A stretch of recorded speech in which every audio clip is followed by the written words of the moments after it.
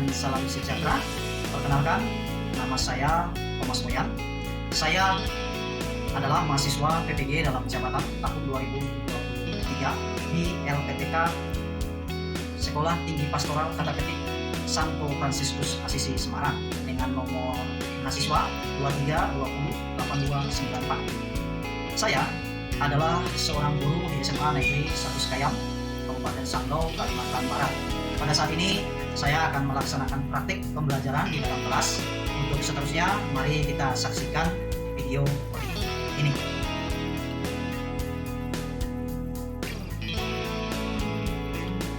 Selamat pagi anak-anak. Baik. Bagaimana kabarnya? Baik. Luar biasa, syukur ya. Saya mau ngecek kehadiran kalian dulu. Siapa yang nggak masuk?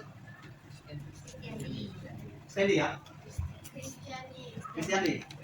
Berarti satu orang yang nggak masuk ya? Mulai lengkap ya? Lengkap dan sehat semua ya? Baik. Sudah siap belajar hari ini? Baik. Kalau sudah siap, saya mau ngetes tingkat sejauh mana konsentrasi kalian dengan sebuah cerita. Simak baik-baik ya. Baik. Saat ini kalian adalah pilot yang menerbangkan sebuah pesawat. Saya ulangi, kalian adalah pilot yang menerbangkan sebuah pesawat. Saya ngetes. Pesawat terbang dari Balai Karangan menuju Pontianak dengan 12 penumpang. Sampai di Pontianak, tambah lagi penumpangnya 13 penumpang. Kemudian terbang lagi pesawatnya pergi ke Jakarta, turun 3 penumpang. Kemudian setelah dari Jakarta kembali lagi ke Pontianak, turun 10 penumpang. Sampai ke Balai Karangan, pesawat turun ke Balai Karangan. Kemudian pertanyaannya, berapa usia pilotnya? Berapa usia pilotnya? Berapa usia pilot? Berapa usia pilot?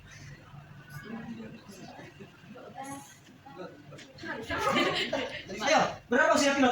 Berarti tidak konsentrasi ini. Kan kamu pilotnya, berarti usiamu berapa? Nah, ayo, oke. Ini permainan ya. Sudah mulai bisa konsentrasi? Iya, oke, baik. Baik, hari ini kita akan belajar. Lihat gambar itu apa? Oh, hatinya begitu ya? Hancur. Hatinya hancur ya? Nah, kita mau awali dengan doa dulu. Siapa yang bersedia memimpin kita dalam doa? Bidi. Silakan. Bidi, silakan bikin doa lagi. Di situ pun doa. Ya. Bidi. Marilah kita berdoa. Mari mengenai diri kita dengan tanda melalui Tuhan kita Yesus Kristus. Dalam nama Bapa dan Putra dan Roh Kudus. Amin. Ya Tuhan, terima kasih hari ini kami masih diberikan kesehatan. Kami dapat berkumpul di sini. Hari ini ya Tuhan, kami ingin belajar. Semoga Engkau memberikan kesehatan pada kami agar dapat melakukan kegiatan ini dengan baik dan lancar. Hanya ini ya Tuhan, doa yang dapat kami sampaikan. Demi Kristus, Tuhan dan pengantara kami. Amin. Dalam nama Bapa dan Kristus. Baik, minggu kemarin masih ingat apa materi kita? Tentang apa? Martabat manusia. Apa yang kamu ketahui tentang martabat manusia? Diciptakan manusia secitra dengan Tuhan. Karena itu manusia dan sesama itu sederajat dan saudara satu sama lain. Karena kita secitra sama secitra dengan Allah. Nah, sekarang kita akan melanjutkan materi berikutnya, yaitu tentang hati nurani. Nah,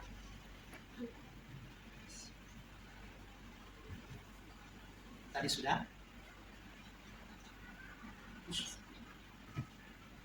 Nah, di dalam materi ini apa yang mau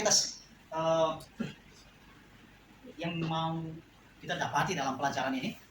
Apa sih tujuannya? Apa yang mau kita pahami terkait dengan materi ini? Tujuan pembelajaran ini dalam apa tujuan kita belajar hari ini terkait dengan materi suara hati atau hati nurani. Yang pertama, mampu memahami peran dan fungsi suara hati. Kemudian mampu bersyukur kepada Allah atas karunia suara hati. Kan hanya suara hati itu hanya dimiliki oleh manusia. Maka patut kita syukuri. Disiplin terhadap suara hati. Disiplin itu maksudnya apa? Disiplin, mengikuti suara hati, ya kan? Dan mewujudkan suara hati dalam hidup sehari-hari. Jadi apa yang dikatakan oleh hati nurani itu dilakukan, dilaksanakan. Nah itulah kira-kira tujuan pembelajaran kita hari ini. Jelas ya? Jelas. Baik, sekarang kita lanjut. Nah ini. Masih ya?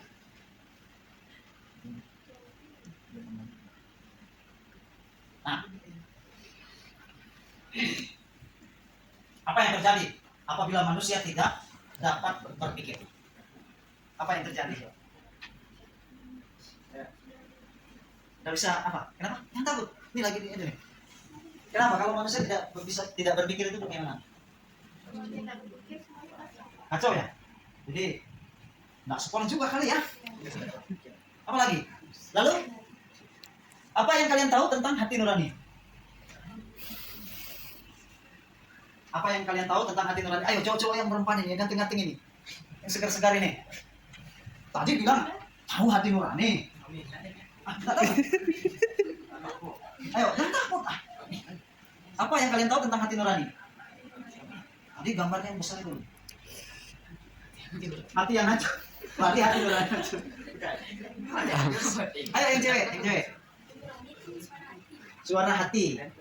Ya. Hah? Gimana?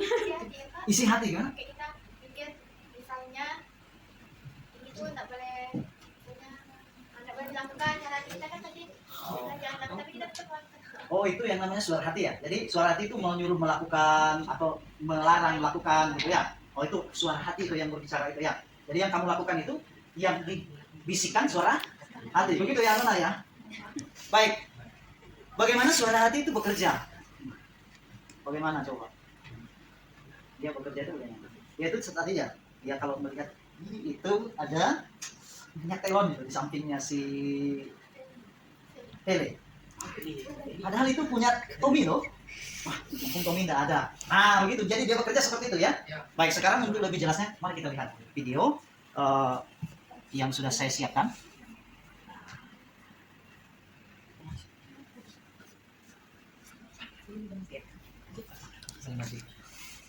Ya, kita simak video ini. Mudah-mudahan suaranya jelas.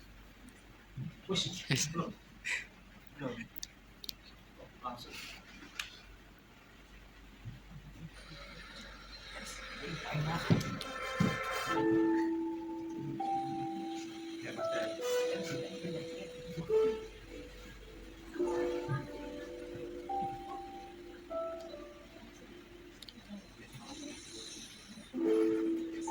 Sebelumnya sudah pernah menonton video ini? Belum ya?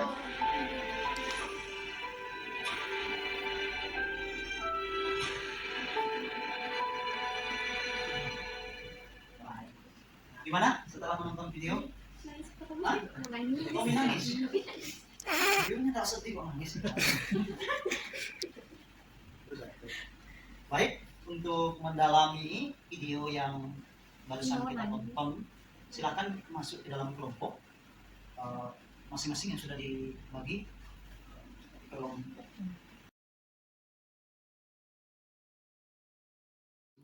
Singkat aja. Pertanyaan pertama, bagaimana kesan ketika menonton video di atas tadi? Apa yang dialami seorang anak dalam video tadi? Apa yang mendorong seorang anak tadi mengembalikan uang yang dia temukan? Apakah ada pergumulan? Ya, pergumulan. Suara hati seorang anak tadi. Jelaskan, gimana letak pergumulannya? Tuliskan pengalaman. Ada ya enggak? Ada enggak ya? Ada lah ya. Ayo, ayo.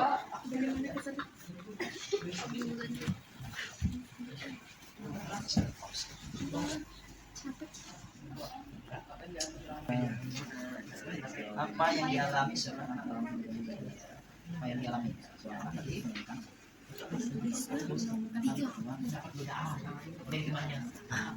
Ada godaan ya? Ada perasaan juga mau pakai tapi benar atau tidak ya? Itu yang dimaksud dengan pergumulan ya. Sulit untuk memilih. Jawab apa? perkataan kawannya dengan itu dan jadi kita masuk kok.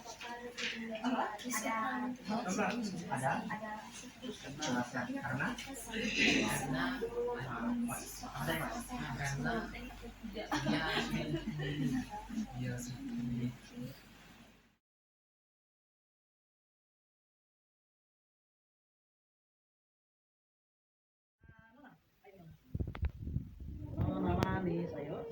Semuanya, saya akan mempresentasikan hasil kerja kelompok kami. Bagaimana kesan ketika menonton video di atas? Kesannya adalah suara hati dari video yang kita tonton tadi adalah mengutamakan kejujuran daripada keserakahan untuk mengambil hak orang lain. Apa yang dialami seorang anak dalam video tadi? Yang dialaminya adalah menemukan dompet yang terjatuh. Apa yang mendorong seorang anak tadi mengembalikan uang yang ia temukan? Yang mendorongnya adalah karena ia mendengar suara hati untuk memilih jujur. Dengan kata lain, suara hati berfungsi sebagai pemberi dorongan untuk melakukan tindakan yang baik. Seperti contoh anak tadi memberikan hak orang lain yang bukan miliknya. Apakah ada pergumulan suara hati seorang anak tadi dijelaskan? Seorang anak tadi memiliki pergumulan seperti apakah dia akan menggunakan uang tersebut atau mengembalikan uang tersebut. Tuliskan pengalamanmu tentang pergumulan suara hati. Menemukan uang di jalan dan saya mengembalikannya. Timbul pergumulan kebimbangan antara mau memakainya atau mengembalikannya. Terima kasih. baik, luar biasa, tepuk tangan dulu. Mungkin ada tanggapan dari kelompok lain? Nona jangan dulu. Ada lagi? Tidak ada? Tidak, Pak. Oh, kalau tidak ada, Nona silakan dulu. Semua jawaban kalian itu benar ya, luar biasa. Coba saya ingin satu aja kelompok si Nona. Tapi yang nomor 3 itu apa, coba bacakan. Apa yang mendorong seorang anak tadi mengembalikan uang yang ia temukan? Yang mendorong seorang anak tadi karena ia mendengar suara hati untuk memilih jujur. Dengan kata lain, suara hati berfungsi sebagai pemberi dorongan untuk melakukan tindakan baik. Yang seperti contoh anak tadi memberikan hak orang lain yang bukan miliknya. Jadi hati nurani itu menurut kelompok kalian adalah semacam dorongan begitu ya, Ya, yang menyuruh orang melakukan apa? melakukan kebenaran. Kebenaran yang baik gitu ya. Yang baik. Tapi kan tadi hati nurani itu ada juga kepikiran dalam anak itu tadi mau pakai uang itu untuk beli sepatu. Ya. Ya, artinya hati nurani itu juga apa? Coba melarang melakukan. Melarang untuk melakukan sesuatu. Iya benar ya, melarang. Sekarang mari kita coba dalami apa sih itu hati Hati nurani. baik. Nah, hati nurani ya merupakan kesadaran moral yang tumbuh dan kesadaran moral yang timbul dan tumbuh dalam hati manusia. Ya, itu kan terkait dengan apa? Baik dan buruk. Ada enggak di dalam diri manusia? Ada. Nah itulah makanya manusia punya hati Nurani. Seringkali kita katakan orang yang tidak punya hati nurani itu, oh dia tidak peduli lagi dengan apa yang baik, yang melakukan suatu kejahatan. Kamu ini nggak punya hati nurani. Karena orang kalau sudah berbicara tentang hati nurani, orang akan bicara sesuatu yang baik yang dilakukan. Nah, sedangkan hati nurani secara sempit dapat diartikan sebagai penerapan kesadaran moral dalam situasi konkret seperti yang dialami siapa tadi? Si Budi tadi. Ya benar penerapannya. Dia menerapkan. Jadi hati nurani diterapkan dalam situasi konkret apa yang sedang dialami kita atau si Budi tadi. Dia mengalami pergumulan suatu hati. Nah, di dalam situasi konkret itulah suatu hati nuraninya bekerja. Ini mau diambil atau tidak. Yang menilai suatu tindakan manusia itu buruk atau baik. Coba tadi ada sepatu yang bagus bermerek, ada kue, oh yang semestinya bisa saya nikmati dengan uang. Ya, tapi uang itu bukan milik saya. Saya gunakan atau tidak. Nah, ya baik atau buruk. Nah, kesadaran moral itu bentuk tanggung jawab dari otonomi manusia. Otonomi manusia otonom. Ya, apa sih maksudnya? Bahwa manusia itu bisa mengambil keputusan sendiri, makhluk pribadi yang tanpa ada intervensi orang lain. Hati nurani tampil sebagai hakim yang baik dan jujur walaupun dapat keliru. Nah ingat, hati nurani ini ternyata meskipun tadi kalian bisa membedakan, katanya tadi kan kata si Nona bilang apa? Hati nurani itu berfungsi untuk menyuruh saya melakukan yang baik dan melarang saya melakukan yang buruk. Tapi dia bisa keliru. Bagaimana hati nurani bisa keliru? Nanti kita jelaskan. Ada gambar apa itu? Yang di tengah itu bukan Pak Oyan ya.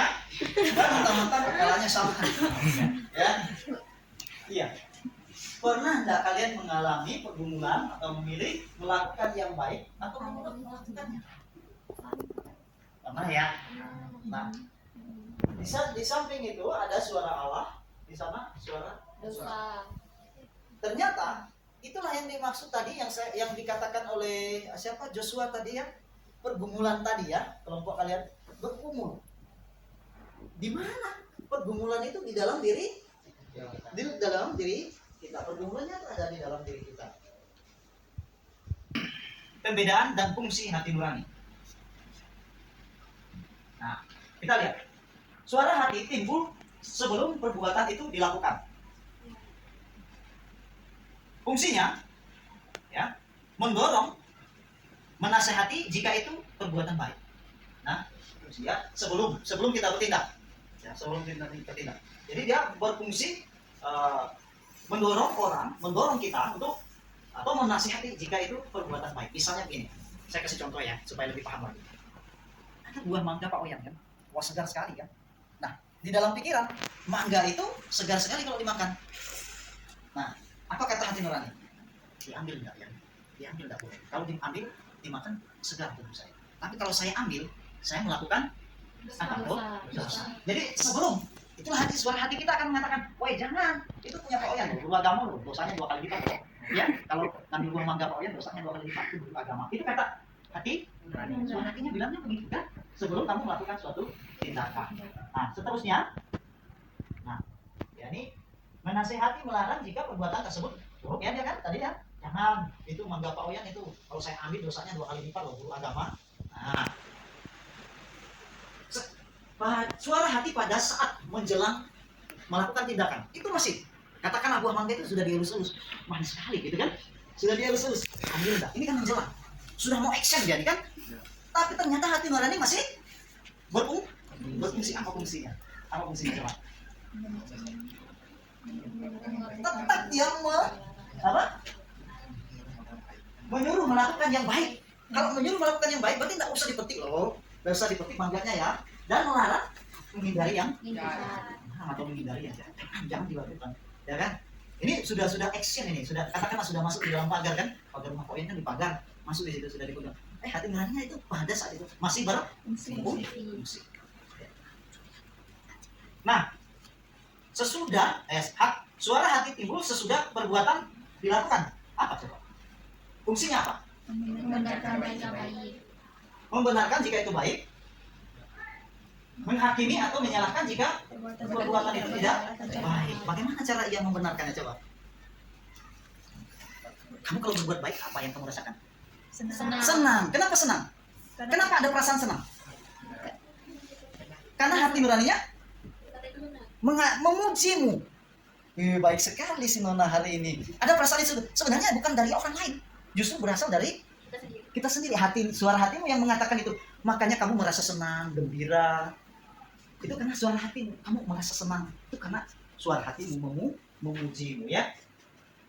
Membenarkan jika perbuatanmu baik ya. Wah, kita senang, bahagia. Itu karena hati nurani. Tapi sebaliknya, jika perbuatan itu tidak baik. Perbuatan itu tidak baik, maka dia yang timbul apa? Tidak tenang, gelisah, takut. Nanti pelajaran agama tak ketahuan ini yang ngiri mangga Pak Oyan misalnya kan. Ini takut was. Itu karena jadi dia menghakimi. Makanya orang baik itu cenderung bahagia dibandingkan orang ya. Karena kebahagiaan itu sebenarnya muncul dari dalam diri manusia. Baik, jelas sampai di sini? Jelas. Setiap keputusan diambil berdasarkan pertimbangan suara hati, maka suara hati harus terus-menerus disesuaikan dengan apa yang objektif, betul, dan karena itu wajib memperhatikan semua argumen, unsur-unsur informasi, juga pertimbangan-pertimbangan.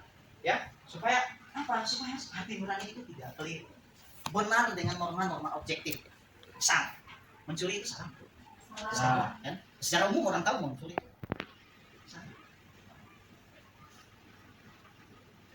Nah, nih cara kerjanya tadi ya, kesadaran. Bagaimana cara kerjanya tadi? Kesadaran dalam diri sebelum bertindak, ya. Kemudian hati nurani berbicara, terjadi tindakan, hati nurani memilih, mencela atau memuji. Kalau kamu melakukan yang buruk, ya tetap dia akan mencela. Siapa yang mencelamu? Siapa yang menghakimi? Kenapa kamu merasa bersalah? Padahal orang lain kan belum tahu kamu. Belum ketahuan ini, tenang-tenang. Tapi tetap saja dia tidak tenang karena ternyata sudah ada hakim, hati nuraninya, kamu mencuri, katanya kan suara hati kan, kamu melakukan yang tidak baik, kamu menolak melakukan yang tidak baik. Tapi sebaliknya, nah gitu ya, cara kerja hati nurani kita sendiri. Nah, sifatnya memberikan pertimbangan, ya, memberikan peneguhan dan evaluasi objektif dan normatif, ya, pasti bila secara moral itu tidak keliru, tulus dan tanpa pamrih, selalu ingin yang terbaik. Nah, fungsinya apa? Fungsinya mengingat apakah saya harus melakukan atau tidak melakukan. Sebagai hakim yang akan mengadili, apakah saya lakukan tadi benar atau salah. Di usia yang masih sangat muda, masih usia seminggu 2 minggu atau sakta sebulan, dia mengatakan tidak dosa. Kalau Anda dosa kan masih gumpalan darah, belum berbentuk manusia. Jadi kelirunya di mana? Itu keliru ya.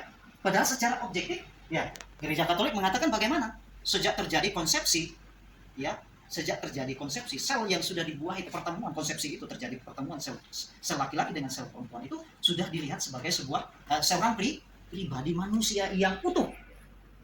Sehingga kalau digugurkan itu dosa. Tapi karena faktor pengetahuan sang gadis tadi tidak tahu itu, maka dia katakan itu tidak dosa. Keliru enggak ini? Keliru. Ini contoh keliru. Nah, paham sampai di sini keliru? Paham. Jadi dia hati nuraninya mengatakan bahwa benar itu sah. Gimana? Hati nuraninya mengatakan itu benar padahal itu salah. Nah, itulah keliru hati nuraninya. Ya. Lanjut. Nah, sekarang pas contohnya tadi Pak Guru yang ngasih contohnya. Sekarang kalian ya yang tumpul itu bagaimana nih? Hati nurani mengatakan salah, tahu perbuatan itu salah, tapi tetap dilakukan. Dapat nangkap ya? Boleh mencontek. Pak Gabriel ini benar ini. Misalnya mencontek, kamu tahu salah itu kan? Tapi sering dilakukan. Itu contoh kalau tumpul. Jadi sudah tidak memperdulikan lagi. Ini ternyata banyak yang tumpul ini hati nuraninya kalau begini ya. Tapi saya nggak menghakimi itu. Kita belajar ini kan supaya kalian mengasah. Nanti bagaimana cara mengasahnya nanti? Ya, selanjutnya nanti dengan Pak Gabriel mengasahnya ya. Jelas sampai di sini? Jelas. Ya. Jadi kalau dia tumpul itu, ya, dia tahu itu salah, tapi dia terus melakukannya. Contohnya tadi yang dikatakan sudah tahu, jangan mencontek ya anak-anak, iya mencontek itu dosa. Di dalam keadaan terpepet. Nah, gitu ya. Lanjut. Jelas sampai di sini? Jelas. Sekarang mari kita lihat baca. Dalam hati, kitab sucinya ada ya? Silakan dilihat kitab sucinya atau lihat tulisan di layar. Boleh juga.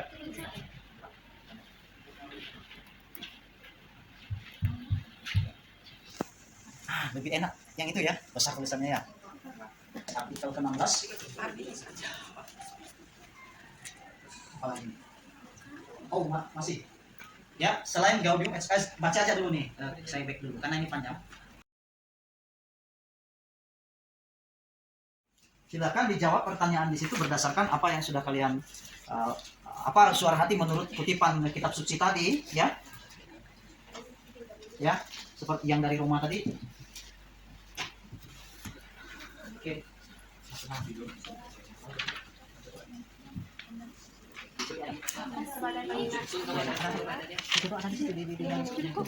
Action.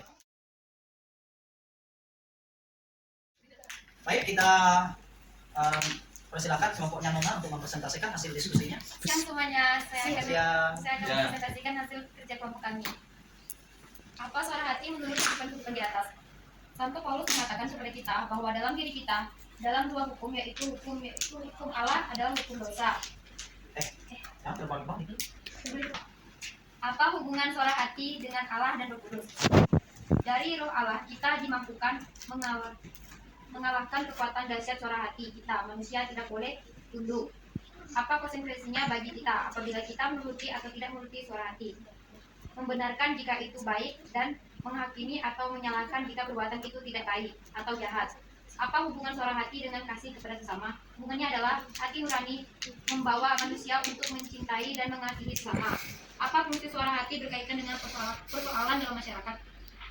sebagai peningkat harus melakukan atau tidak melakukan, dengan kata lain berfungsi sebagai pemberi dorongan untuk melakukan tindakan yang baik dan menghindari perbuatan yang jahat dalam masyarakat. Sekian presentasi dari saya, terima kasih. Baik. Tepuk tangan untuk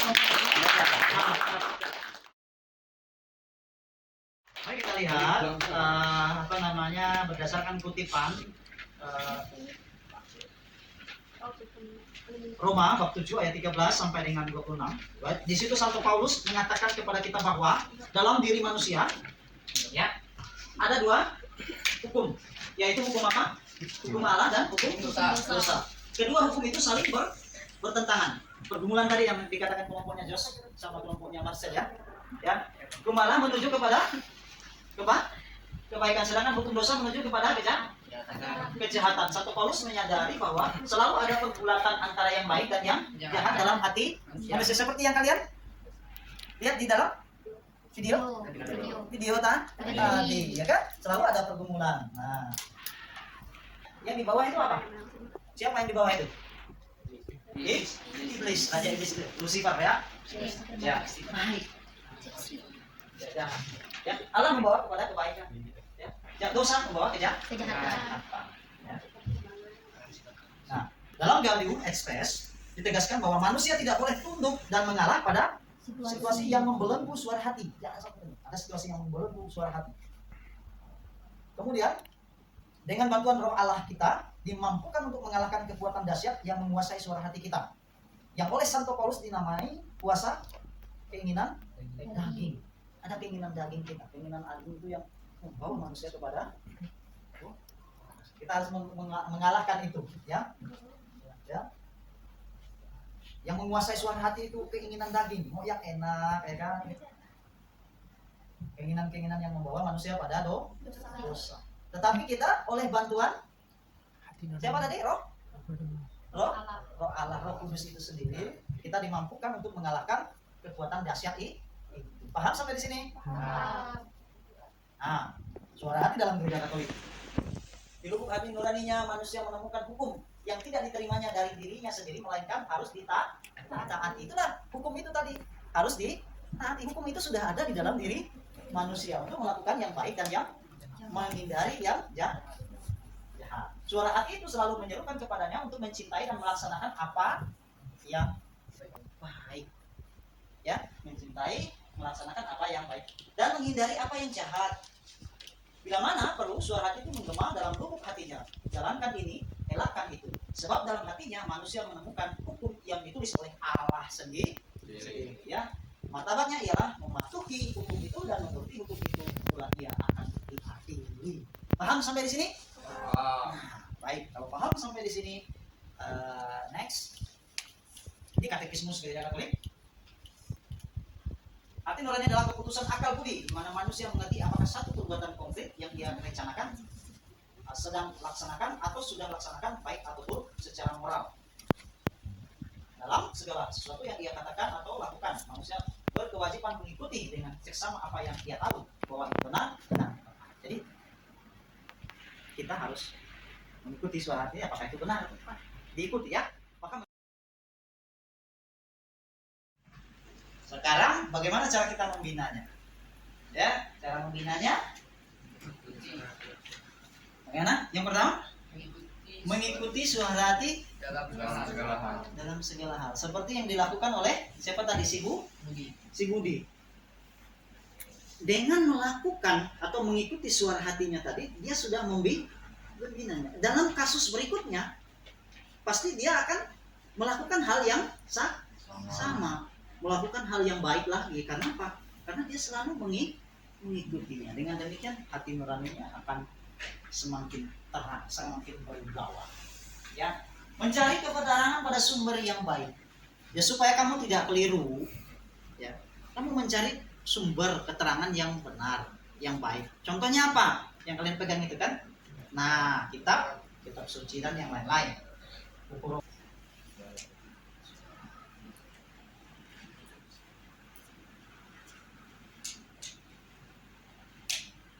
Jadi suara hati itu adalah tempat di mana Allah membisikkan apa yang boleh kita lakukan dan apa yang tidak boleh kita lakukan. Maka Menaati suara hati sama artinya Mengerti Allah sendiri. menaati Allah sendiri. Mantap, ya.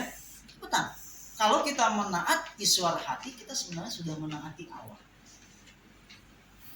Karena Allah, suara Allah sendiri. Suara hati itu adalah suara Allah sendiri. Ya kalau kita melanggar berarti apa? Melanggar perintah Allah sendiri. Baik. Sekarang saya mau bertanya, apakah ada yang mau bertanya terkait dengan materi kita ini? Tidak ada? Jelas semua ya?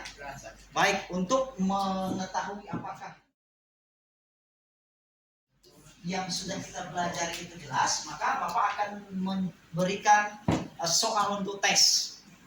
Sejauh mana kalian memahami materi ini? Ya. Sebenarnya ini per orang ya, dibagi per orang. Kurang ya.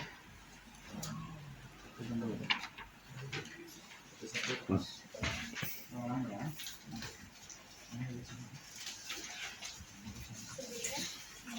Saya mau ngetes nih, kita mau cek sejauh mana pemahaman kita terkait dengan materi yang sudah kita ambil itu.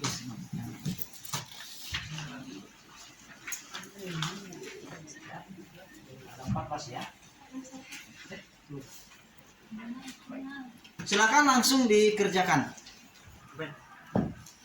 Baik, sekarang sudah selesai? Oke.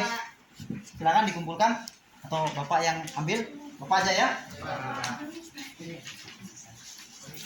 Terima kasih.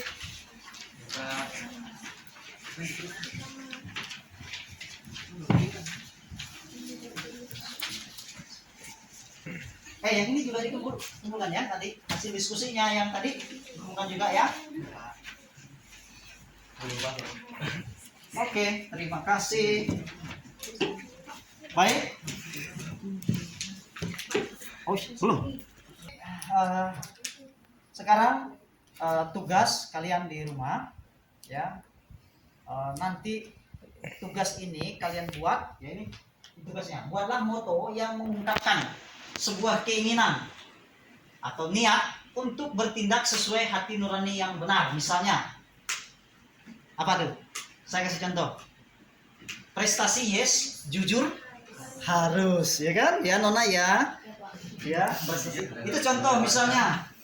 Kejujuran adalah hidupku. Nah, misalnya kan, itu buatlah moto seindah mungkin nanti. Kemudian kalian tempelkan di meja belajarmu. Ya, tempelkan di meja belajar. Buat moto hidupmu yang berkaitan dengan hati nurani. Misalnya begini, yaitu tadi ya, prestasi yes, jujur harus misalnya. Hidup ini bermanfaat bagi orang. Nah, misalnya kan, kata nurani, terserah mau buat apa saja ya, buat seindah mungkin. Nanti ditempelkan di. Baik, minggu depan kita akan lanjut lagi materi kita dengan tidak kalah menariknya materinya ya. Mantap pokoknya. Ya, seperti hari ini mantap juga ya. Oke. Kalau sudah jelas tugasnya?